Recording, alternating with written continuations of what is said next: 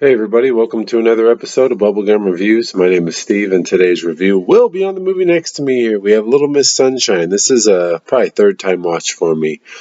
So in this we have Steve Carell, Alan Arkin, Abigail Breslin, Paul Dano, and Greg Kinnear, and Tony Collette.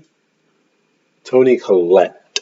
Anyways, a little quick summary into this. This is about a family who drives, I don't want to say cross country, but they take a trip to get their daughter, granddaughter, sister, niece to the Little Miss Sunshine pageant. So to start things off with this, I will say everybody that I just named right there killed it in this movie. All six of them. They were all great. They all had their reasons for being good.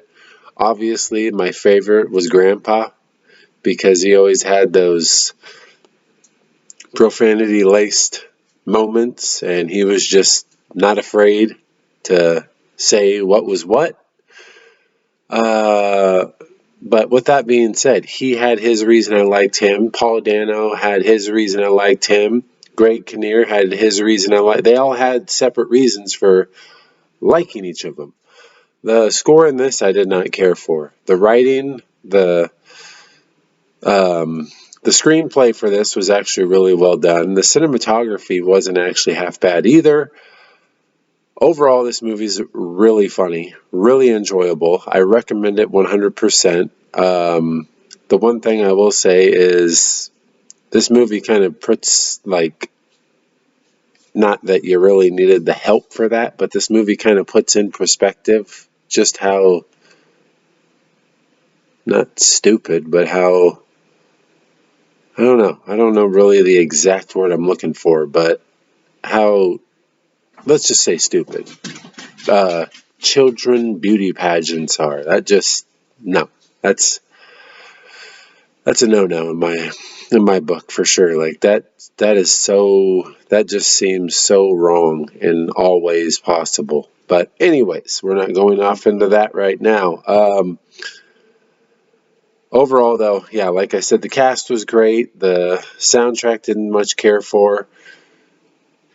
Overall, this movie is very entertaining, though. Like, the arguments that they have is totally like a family style argument. Then the fact of them having to put the bus and shift the clutch while they're pushing, and then everybody runs and hops in. That's like from almost the start of the movie to the end of the movie, and that's awesome. I love it.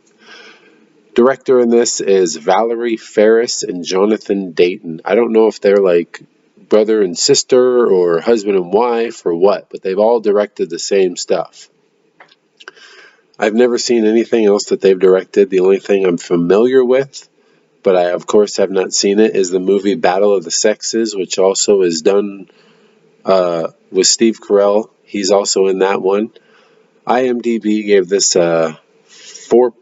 No wait, no wait. 7.8 out of 10. Rotten Tomatoes gave it a 91%. I gave it a 9 out of 10. The only thing I told you already what I didn't care for. But overall, man, this movie's a slam dunk. There's so many funny things in this. I will say it kind of falls off after Grandpa dies. But at the same time, it's like it falls off in his way of not having the profanity and the just him, but it still does a pretty good job. Like, the movie overall is top notch. I really enjoy it. Box office of 101 million on a budget of 8, so it made 93 million, which back in 2006, this movie on a budget of 8 million, that's a damn good profit.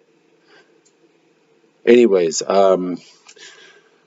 so the screenplay was done by Michael Arndt, who also did Oblivion, The Force Awakens, and he also did Return of the Jedi. So this guy's a screenplay for sure. He's a good screenplay guy. He actually also was doing, like, he was going to do the movie after The Force Awakens, but he ended up backing out of the project because he just didn't want anything to do with it because he didn't like the changes or whatever they were doing, which I'm not surprised. This movie won 2 Oscars. Are you surprised? I'm not. Watch it. I recommend it. This movie is a lot of fun. I just can't say enough about how enjoyable this movie really is.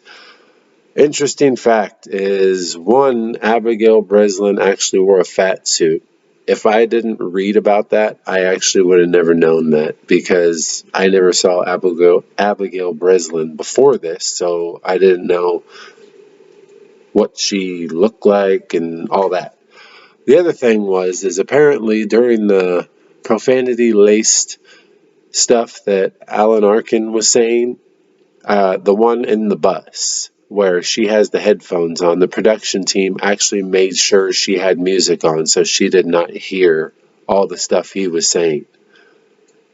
Just the production team being mom. That's all it is. That's so funny. I just thought that was hilarious. Like, they made sure she had music going kind of thing because they didn't want her hearing what he was spouting off.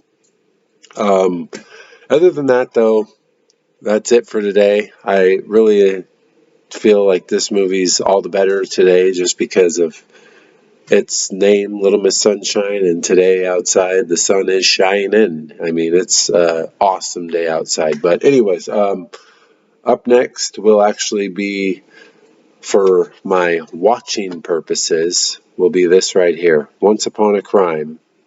As you can see who's in that, we got a little John Candy, we got Richard Lewis, we got James Belushi. We also have, this is actually directed by Eugene Levy. If you're not familiar who that is, he's the dad in all the American Pie movies. Also, oh yeah, sorry, kind of lost my train of thought. So yeah, that'll be my next movie that I'm watching. My next review is actually going to be Ride Along with Ice Cube and Kevin Hart. So stay tuned for that. You guys have a good day. Like and subscribe. Check out my eBay and my Letterboxd. I will see you guys next time.